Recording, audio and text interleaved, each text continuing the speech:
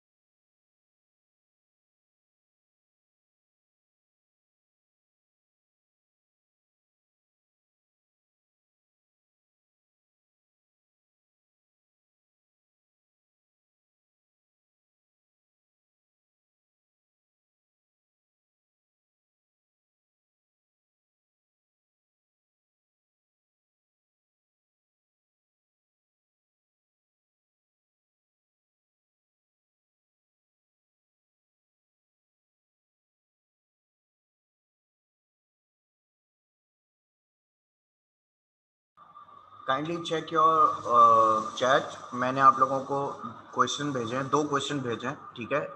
You have to find the answer in this paragraph. इस paragraph के according आपने इसका आंसर बताना होगा। Okay, try not to exceed your answer more than 3 to 4 lines, ठीक है। 3 to 4 लाइन्स के अंदर अपना आंसर आप लोग इसका बनाएं, ठीक है। I am sending you more questions.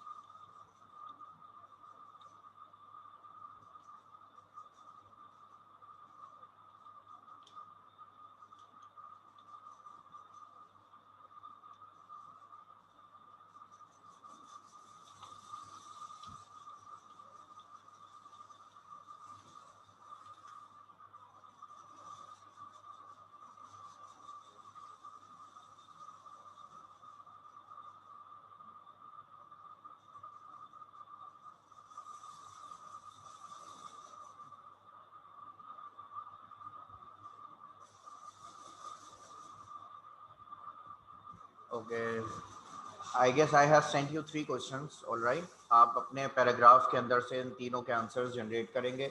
You can use your own words. अपनी वर्डिंग में आंसर कर सकते हैं आप, पैराग्राफ से हेल्प ले सकते हैं, पैराग्राफ की वर्डिंग को भी यूज़ कर सकते हैं। Try not to exceed more than 3 to 4 lines. और जैसे ही आपके आंसर कंप्लीट हो जाएं, आप हैंड रेस कर दें। Okay, will discuss.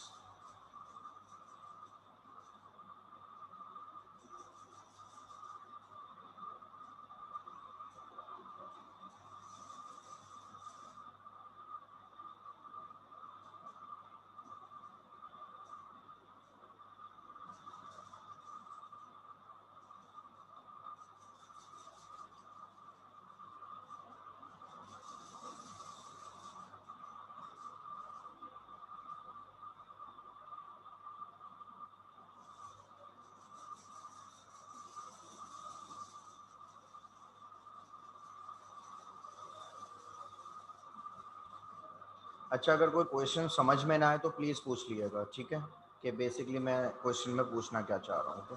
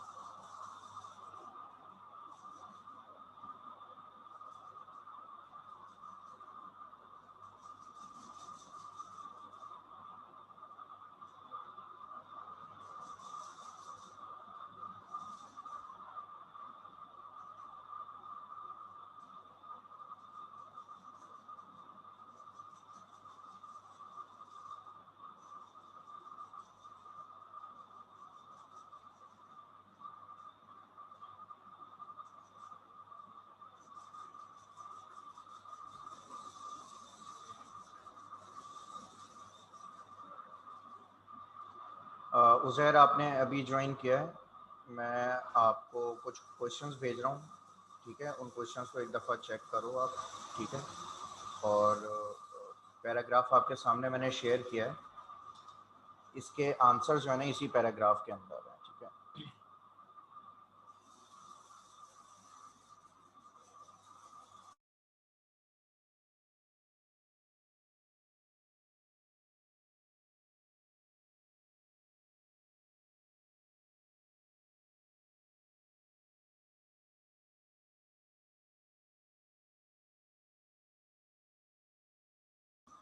अच्छा बेटा, एक छोटी सी अनाउंसमेंट है, वो काइंडली सी आप लोग सुन लें।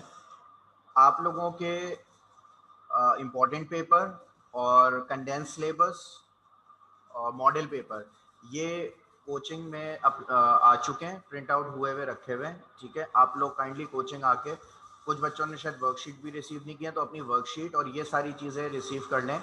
ये जो प्रिपेयर किया गया है इसका बेसिक मकसद ये है कि जो आपका मिड टर्म होने जा रहा है अभी जस्ट आफ्टर अ मंथ, ठीक है, जनवरी में जो आपका मिड टर्म होने जा रहा है 50% कोर्स के हवाले से, उसके सारे important question answers model paper और कंडेंस सिलेबस यानी गवर्नमेंट की तरफ से जो आपके कोर्स को कम किया गया वो, तो वो पूरे प्रिपेयर होके एक छोटे से नोट्स टाइप के बन गए, तो वो फ्री ऑफ कॉस्ट हैं, वो आप आके रिसीव कर लें कोचिंग से, ठीक है? और वर्कशीट्स जो रह गई हैं मेरी, वो भी रिसीव कर लिएगा। कोशिश करें कि ये आज कल के ही अंदर आके ले लें, ताकि मैं आप लोगों से एक्चुअल चीज़ें जो है वो डिस्कस कर सकूँ, यानी कि चैप्टर और चैप्टर के क्वेश्चन आंसर्स। ऑब्वियसली चैप्टर आप देख लोगे, क्वेश्चन आंसर्स में कुछ ऐसे होंगे जिसका आंसर आपके पास नहीं है, अब वो कैसे याद करोगे आप, ठीक है? अब या तो ऑप्शन ये है कि भाई गूगल ऑन करो और शुरू कर दो सर्च करना, आंसर कितना बड़ा है क्या लिखना है, या उससे बेहतर ये कि आप क्वेश्चन मुझे बता दें, मैं आपको डायरेक्ट आंसर दे दूँ, ये ज़्यादा इजी रहेगा, ठीक है? कोशिश करें कि आज या कल के अंदर ना आप कोचिंग विजिट करें और ये 3 से 4 चीज़ें जो मैं बोल रहा हूँ ये रिसीव कर लें, ठीक है? ये आपको काउंटर पे मिल जाएगा। कोचिंग की टाइमिंग तकरीबन आप 4 से 8 के दरमियान आ जाएं और ये आपको चीज़ें मिल जाएंगी इंशाल्लाह। तो पेपर की तैयारी हम उसी एतबार से करना शुरू कर देंगे, सही है?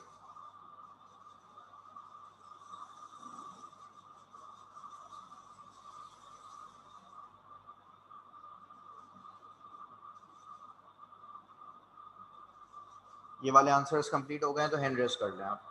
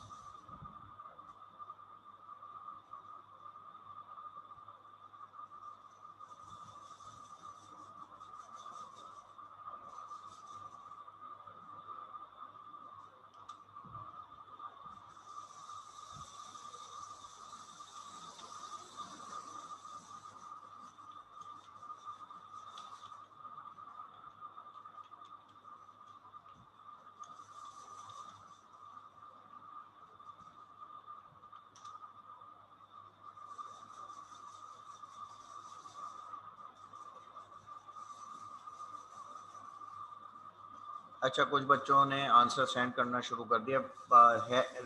हैंड रेज कर लें ताकि मुझे एक्चुअल आइडिया हो जाए कि कितनों का कंप्लीट हो गया और फिर हम उसको डिस्कस करते हैं। बाकी असरा ने एक आंसर भेजा है, लेट मी चेक।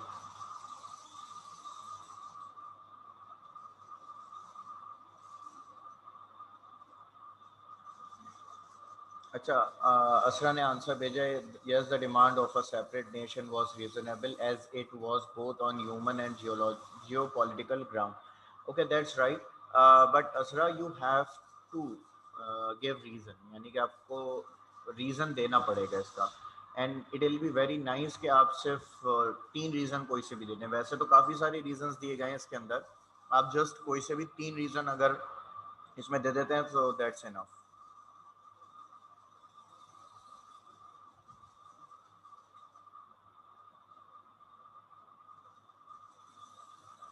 अनुषा, आपके आंसर कंप्लीट हो गए?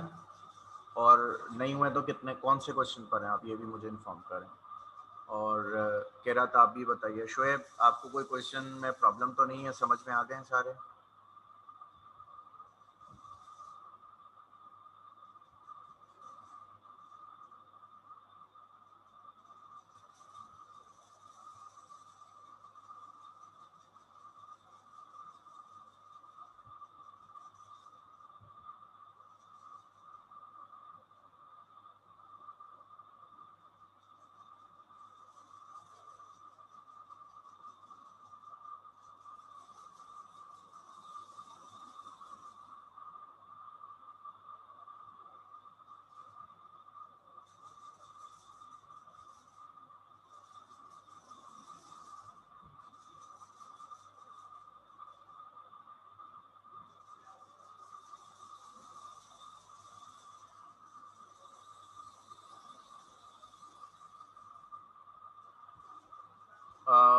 आई गेस क्वेश्चन नंबर 1 से हम लोग स्टार्ट लेते हैं, बाद में भले आप कंप्लीट कर लीजिएगा, दूसरे क्वेश्चन के लिए टाइम ले लें आप, सही है।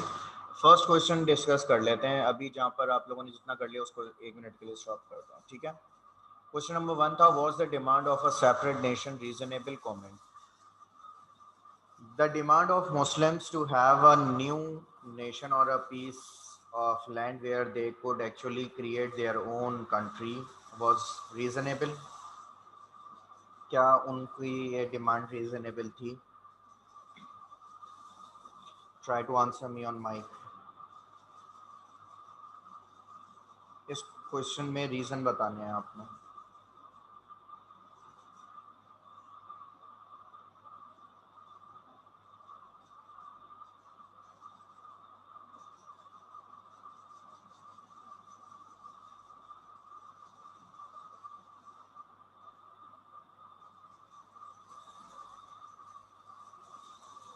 Yes, who is answering? Kirat, are you answering the first question?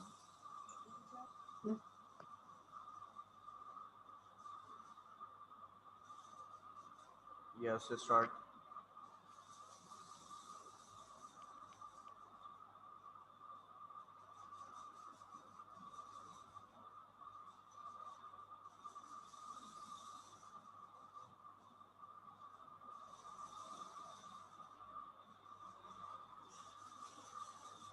नहीं शिजा, मुझे आवाज़ नहीं आ रही है आपकी। माइक को थोड़ा सा सेट करें, आई गेस फिर क्लियर आवाज़ आएगी।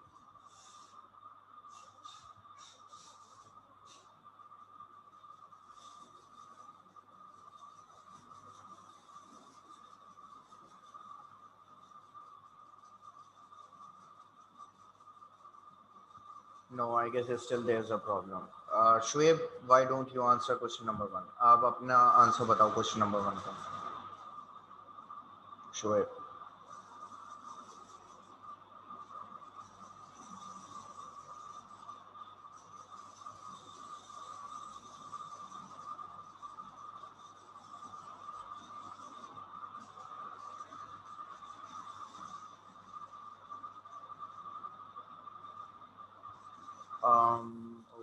Okay. Try to see the paragraph in front of you. उसमें आंसर क्लियर है। Asra, can you tell me your answer with the reasons? And Anusha, what is your answer for question number 1?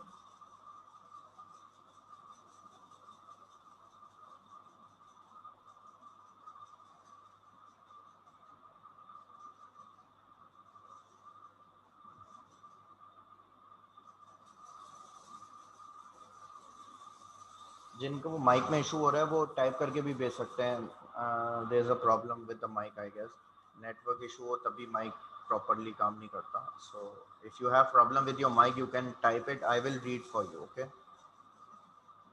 Don't worry about that. जिनको mic पे problem है वो type करके send कर दें. मैं उनकी तरफ से उनका आंसर जो है वो रीड कर दूंगा. ठीक है, आप ये पैराग्राफ पढ़ना शुरू करेंगे, थोड़ी 1-2 लाइन के बाद ही आपको रीजंस मिलना शुरू हो जाएंगे कि क्या सेपरेट नेशन, एक अलग मुल्क बनाने के लिए जो डिमांड की गई थी वो रीजनेबल थी. रीजनेबल मुराद जायज़ थी या नहीं थी. बाय द वे आप लोगों को ये बात क्लियर तो है ना कि जो मुस्लिम्स ने डिमांड की थी पाकिस्तान की वो जायज़ थी. अगर आपको लगता है वो जायज़ थी तो you should know the points, और अगर आपको लगता है नहीं नाजायज़ थी, एक ही रहना चाहिए था, so that is something different.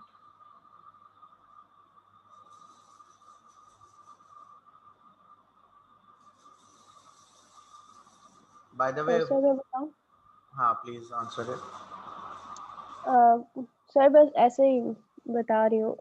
A very reasonable demand to millions of Muslims want to genuine freedom and genuine self-government, and they want to independent in on their own cultures. Is it reasons?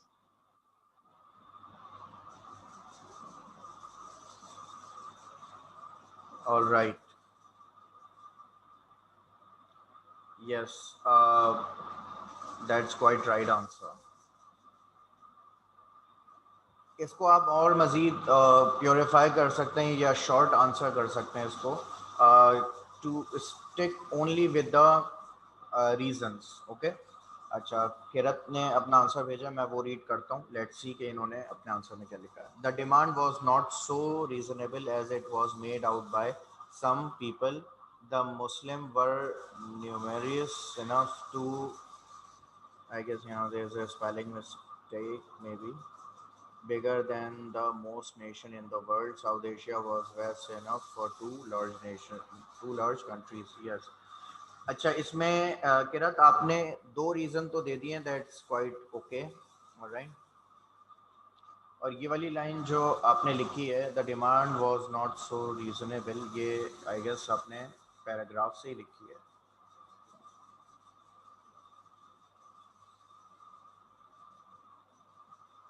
मुझे mention कीजिएगा कि आपने कहाँ से लिखी है. ठीक है, उज़ैर आप बताएं अपना आंसर.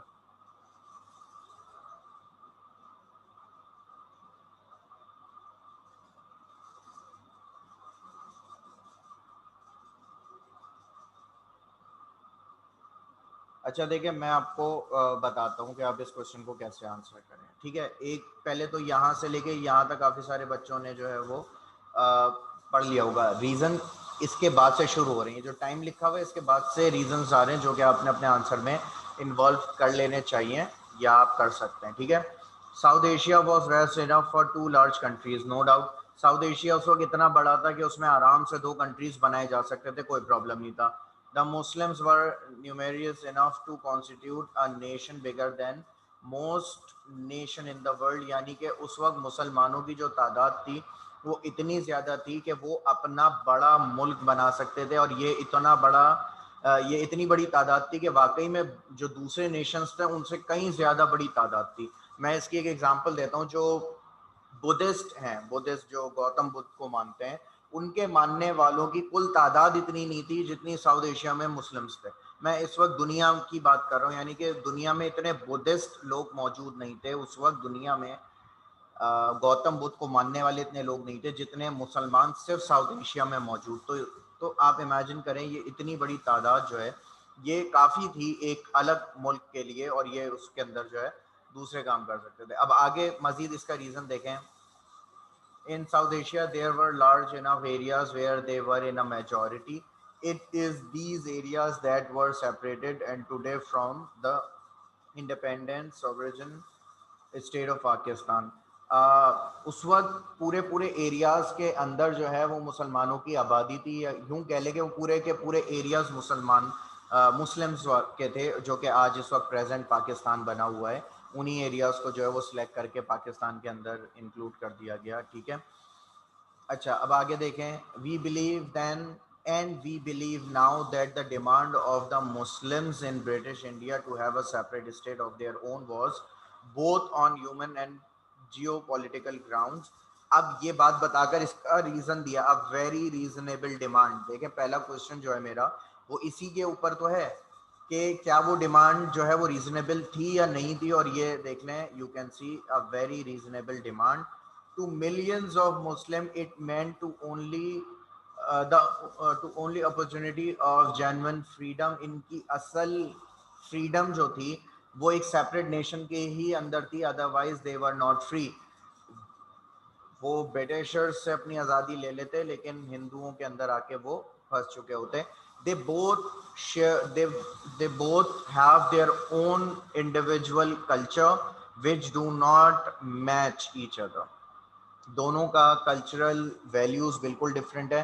इसके अंदर जो है वो कुछ पॉइंट्स हमने लास्ट टाइम भी ऐड करे थे, तो वो आप याद करें ज़रा कि Hindu believes in many gods, Muslim believe in single god. Muslims believe in the prophets of Allah, नबियों पे ईमान रखते हैं मुसलमान। Hindus don't believe in them, right.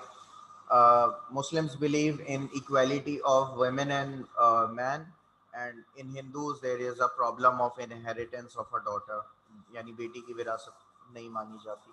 बहुत सारे और मजीद इश्यूज थे, तो लिहाजा you can answer any of the reason. कोई भी तीन आंसर आप सिलेक्ट करके अपनी मर्जी के इस आंसर को कंप्लीट कर सकते हैं। ठीक है, अच्छा भाई, question number 2, what was the possible way for both the nations to develop? दोनों नेशंस यानी हिंदू मुस्लिम नेशंस के लिए ऐसा कौन सा रास्ता था जिससे ये दोनों तरक्की कर सकें? इसका आंसर आप अपने पास से भी दे सकते हैं। अगर आपको लगता है आप इंग्लिश में नहीं बता पा रहे आंसर, आप उर्दू में इसका आंसर बता सकते हैं। ठीक है,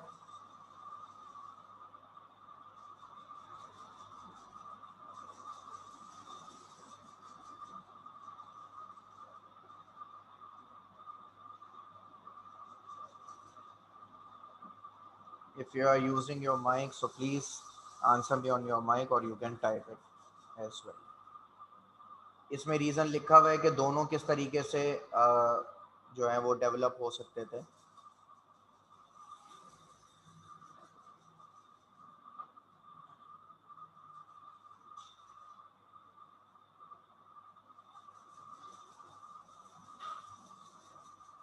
yes Asra, your answer is right but it needs some details.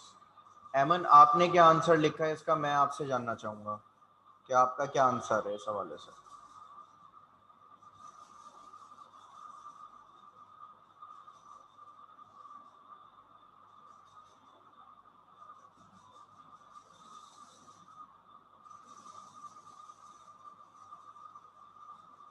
It's quite easy, बिल्कुल सामने अगर आप straight, if you don't have cross eyes, your eyes are straight, you can just see right in front of you and you will find the answer right in front of your screen.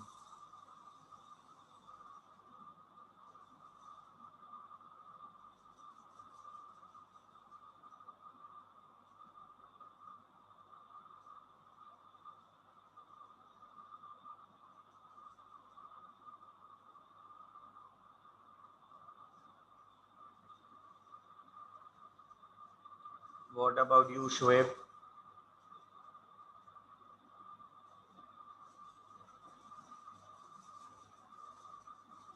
Asra, try to give little details in your answer. किरत, आपका क्या answer है इस हवाले से?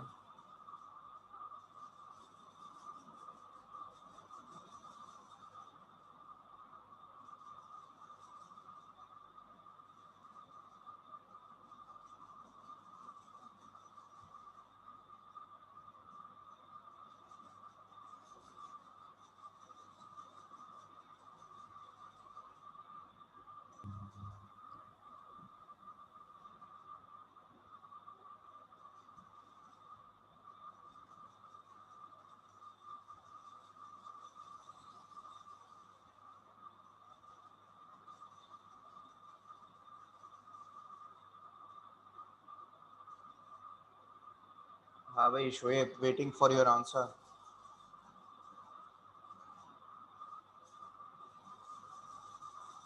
मैं again repeat करूंगा, paragraph देखना शुरू कर दें, आपको समझ में आ जाएगा कि इसमें क्या आंसर आना चाहिए। पैराग्राफ के अंदर बिल्कुल डिटेल्ड में आंसर लिखा हुआ है, और मैं तो आपसे डिटेल में आंसर मांग ही नहीं रहा। I am just asking for 2 or 3 points और 2 or 3 lines.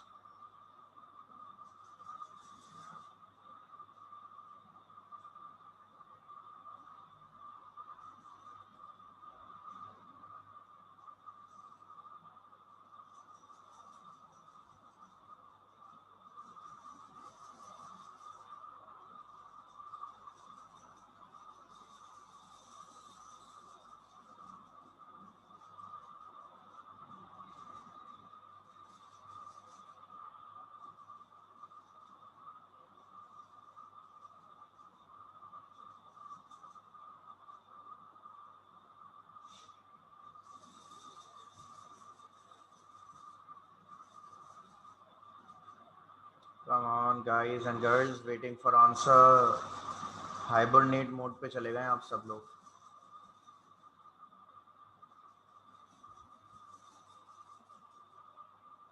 Question is quite easy I guess. ये इससे ज़्यादा आसान सवाल मेरे ख्याल से तो आपसे नहीं पूछा जा सकता, वो भी इस चैप्टर के regarding the possible way for both the nation to develop. और आंसर आपकी स्क्रीन पे शेयर हुआ है सामने, बिल्कुल एक छोटा सा पैराग्राफ है, उसके अंदर सिर्फ 3 से 4 लाइन आप पढ़ेंगे, आपको खुद आइडिया हो जाएगा कि इसमें क्या आना चाहिए। Come on, you are in second year. हाँ, अगर 6, 5, 6, 7 क्लास के बच्चे होते तो मैं उन्हें लाइन नंबर भी बताता कि बेटा इस लाइन के अंदर आंसर लिखा हुआ है। You all are in second year and I guess you should know it.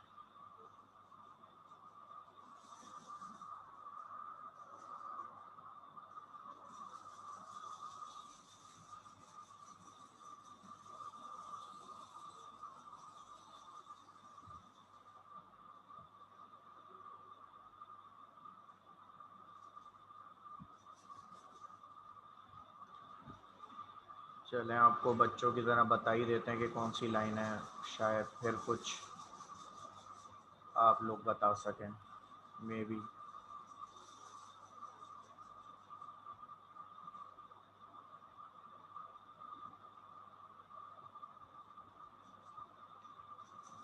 यहाँ से आंसर शुरू होना चाहिए। वैसे तो इसके अंदर आंसर मौजूद है, एग्जैक्ट आंसर ये नहीं है।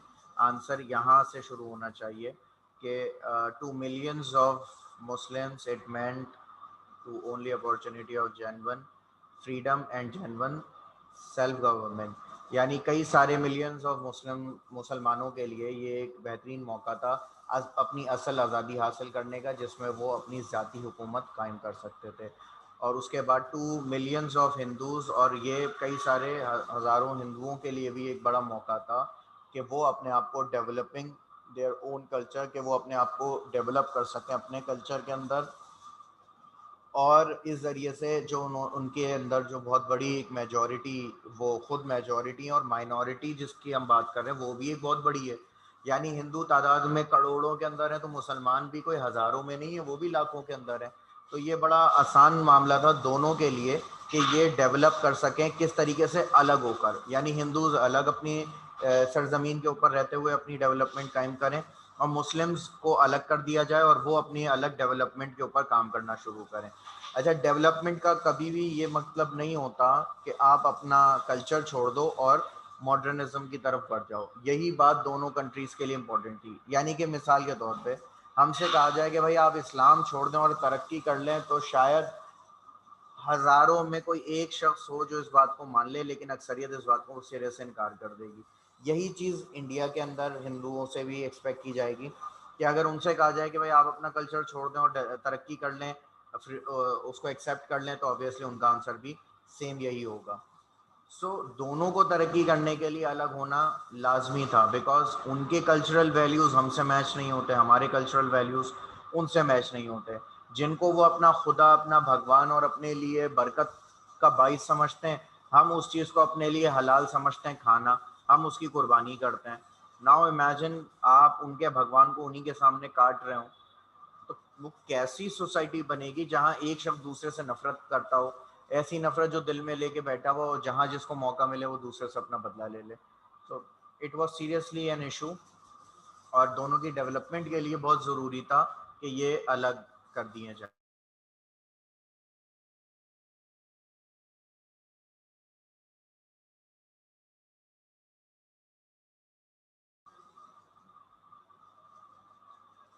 Okay, there is an announcement again from